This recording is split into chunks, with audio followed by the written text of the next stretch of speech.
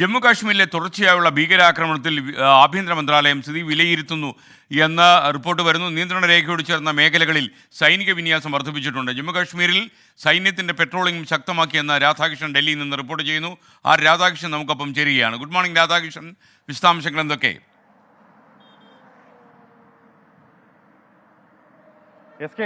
നമ്മുടെ പ്രത്യേകിച്ച് ജമ്മു കാശ്മീർ അടക്കമുള്ള സ്ഥലങ്ങളിലെ സുരക്ഷാ സാഹചര്യങ്ങൾ സംബന്ധിച്ചിട്ടുള്ള വിലയിരുത്തലിലാണ് പ്രതിരോധ മന്ത്രാലയവും ആഭ്യന്തര മന്ത്രാലയവും.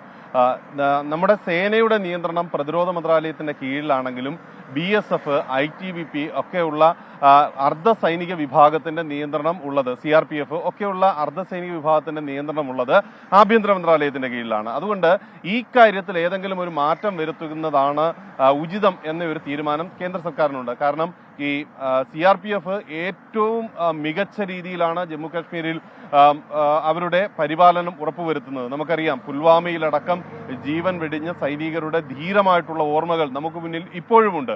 അങ്ങനെ നിൽക്കുന്ന ഒരു ഘട്ടത്തിൽ ജമ്മു കാശ്മീരിൽ ഭീകരരുടെ നുഴഞ്ഞുകയറ്റം ഇല്ലാതാക്കാൻ ഏറ്റവും നല്ല മാർഗം ഈ അർദ്ധസൈനിക വിഭാഗത്തിൽപ്പെടുന്ന ആളുകളെ, പ്രത്യേകിച്ച് ഈ ITBP-യിലെയും BSF-ലെയും അർദ്ധസൈനികരെ ഈ അതിർത്തി മേഖലയിൽ കൂടുതൽ വിന്യാസം ഉറപ്പാക്കിയാൽ നമ്മുടെ സൈനികർക്ക് വളരെ വേഗത്തിൽ ഈ നുഴഞ്ഞു കയറിയിട്ടുള്ള അല്ലെങ്കിൽ അകത്തുള്ള ഭീകരരെ കണ്ടെത്താനും നിർമ്മാർജ്ജനം ചെയ്യാനും വേഗത്തിൽ സാധിക്കും. ആ ഒരു ആലോചനയാണ് ആഭ്യന്തര മന്ത്രാലയത്തിന്റെയും പ്രതിരോധ മന്ത്രാലയത്തിന്റെയും കീഴിലുള്ളത്.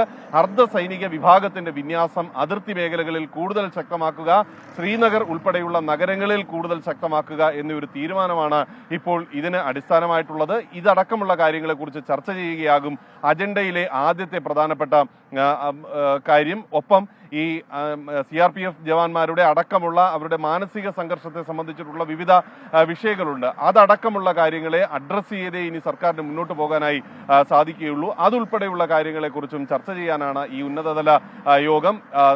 ഈ വീരമൃത്യു വരിച്ച സൈനികരുടെ കുടുംബാംഗങ്ങളുമായി ബന്ധപ്പെട്ടിട്ടുള്ള ആനുകൂല്യങ്ങൾ നൽകുന്നത്, അത് കൂടുതൽ ആനുകൂല്യങ്ങൾ അവർക്ക് നൽകുന്ന വിധത്തിലേക്കൊക്കെ ഉള്ള തീരുമാനങ്ങൾ വേണം. ഇതടക്കമുള്ള കാര്യങ്ങളും ഈ യോഗത്തിൽ ചർച്ചയാകും. പൊതുവിൽ ജമ്മു കാശ്മീരിനെ സുരക്ഷിതമാക്കുക എന്ന ലക്ഷ്യത്തിന്റെ അടിസ്ഥാനപ്പെടുത്തിയാണ് ഈ യോഗം.